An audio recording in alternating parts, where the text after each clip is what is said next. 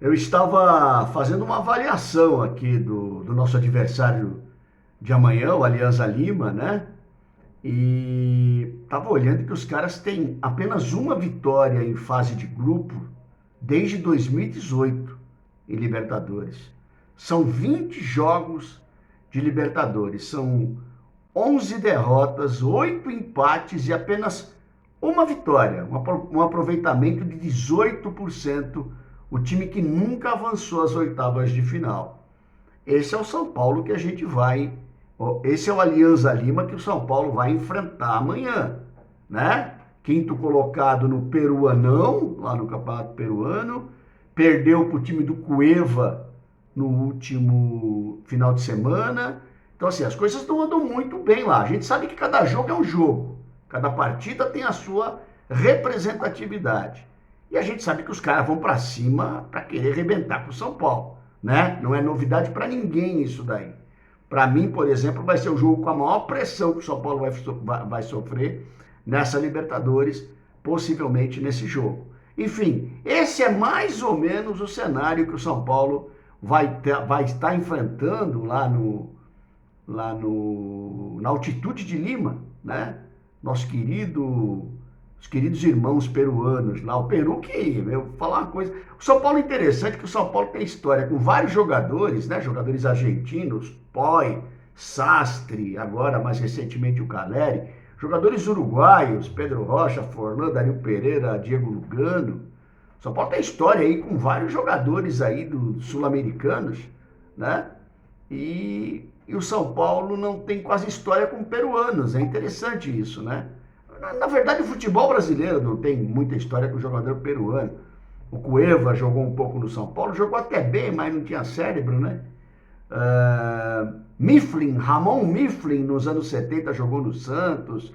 O Guerreiro, né, foi campeão com o Corinthians. Enfim, algum outro jogador peruano que você vê apareceu. Uma história muito legal do futebol peruano, maravilhoso. Na Copa de 70, um timaço, com Teófilo Cubillas, o maior jogador da história do futebol peruano. Ramon Mifflin, que jogou no Santos, né? Um time dirigido por Didi, o Folha Seca brasileiro, que deu um trabalho danado na Copa de 70. Tá? E o Brasil enfrentou o Peru numa partida sensacional, um 4-2, sensacional. Bota no YouTube aí para você assistir. Enfim, esse é o desafio que o São Paulo tem pela frente lá na nossa querida terra dos irmãos peruanos.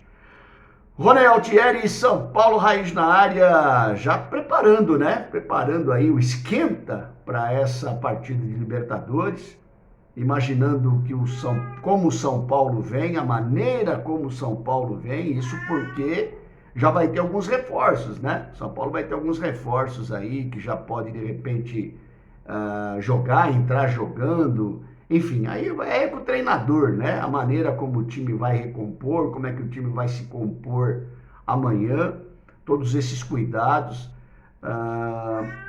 Eu gostaria muito de ver o São Paulo um pouco diferente na formação. Sinceramente, eu gostaria de ver.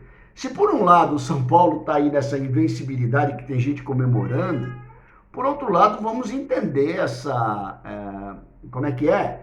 Essa forma de você entender a invencibilidade, né? A invencibilidade, ok, é não perder, mas também precisa ter tanto empate assim.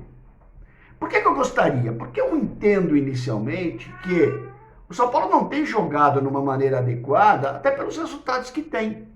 Então, assim, ora o 3-5-2, ora o 4-3-3, né? Algumas variáveis disso pequenas.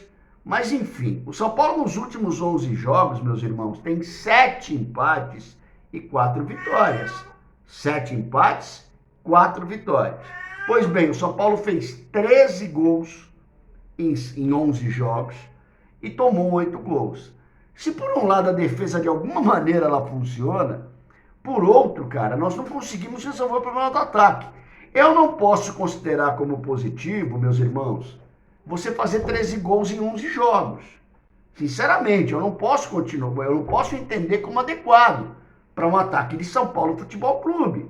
Para um ataque que tem o preço que tem os jogadores do ataque do São Paulo, né? A folha salarial que tem o ataque do São Paulo. Eu acho que isso, de alguma forma, vai explicar é a composição de meio de campo que não está adequada. Se por um lado ela está ajudando a proteger a defesa, por outro ela não tem meios de criação. E nós já esquecemos do Luciano criando, porque o Luciano não sabe criar.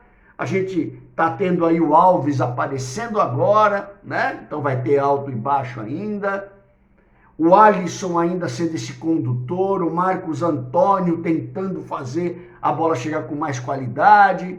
Mas enfim, o São Paulo tem uma dificuldade de novo, monstra, de poder e de conseguir fazer com que essa bola chegue no ataque com qualidade. Quando ela vem pelos cantos, o Cédric é um jogador que tem as suas limitações. Eu acho que ele é melhor marcador do que apoiador. Ele é um Juanfran, gente, com o nome mais curto. E o Wendel pelo lado esquerdo, o Dias também, que não tem uma eficiência de cruzamento, uma eficiência, talvez o Dias mais, né? Hoje o Dias está melhor que o Wendel, mas a gente não consegue enxergar, gente, uma forma ou uma composição de alimentar o ataque com mais eficiência.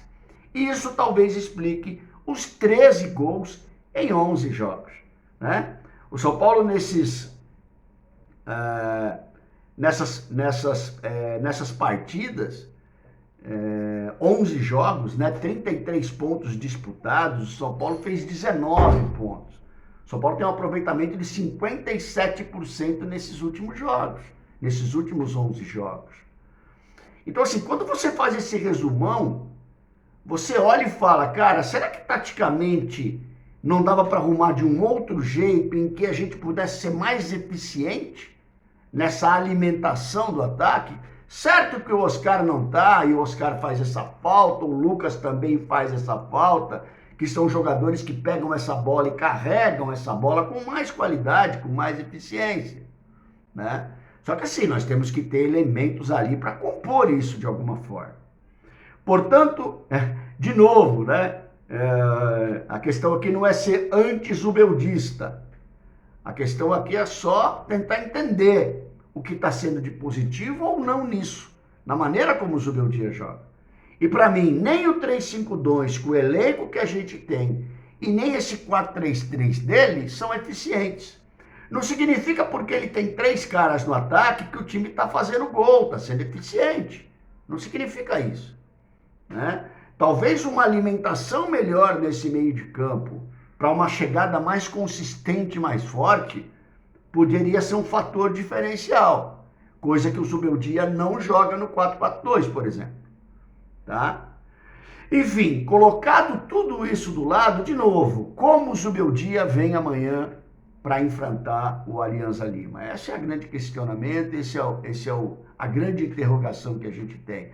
Senhores, nós já vimos e não queremos ver novamente o que a gente tem assistido nas últimas partidas, que é um comportamento reativo, um comportamento sem muita agressividade, eu estou dizendo no sentido de atacar, um comportamento que não traz personalidade para quem veste a camisa do São Paulo.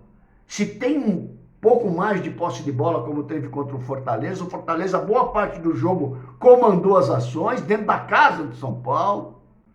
Então talvez amanhã seja mais ou menos alguma coisa que vamos esperar o Alianza vir para cima, e aí o São Paulo de alguma maneira tenta utilizar o contra-ataque, tenta de alguma maneira ser eficiente nessa forma de jogar. É o que nós vamos esperar. É o que nós vamos ver, o que vai acontecer. Tudo é uma incógnita, tudo é uma surpresa quando ele vem através das mãos do Zubeldia e desse elenco que nós temos, né? Claro, vamos estar na torcida, chance gigante do São Paulo já praticamente conseguir a sua classificação, e é isso que a gente espera para amanhã. Comportamento de Libertadores. O jogador de São Paulo precisa ter comportamento. Você tendo comportamento de Libertadores, você anda mais da metade do caminho para poder chegar em algum lugar aí um pouco mais à frente, que é o que a gente precisa, quer e sonha. Tá bom, irmãos? É isso daí. No meu placar da razão é 1-1, né? E no placar do coração é 2-1 para o São Paulo, lá em Lima. Vamos ver o que vai acontecer, vamos ver o que nós vamos ter.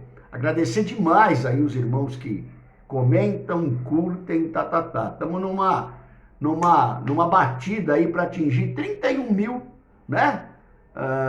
Parceiros aqui do canal. Se você porventura aí tiver um amigo São Paulino que ainda não conhece o nosso trabalho e puder compartilhar com ele, a gente agradece demais. Não esqueça que se curtiu o vídeo, dá aquele like aí para ajudar na divulgação. Tá bom, meus queridos? É isso daí. Rony Altieri, São Paulo Raiz na área. Um abraço.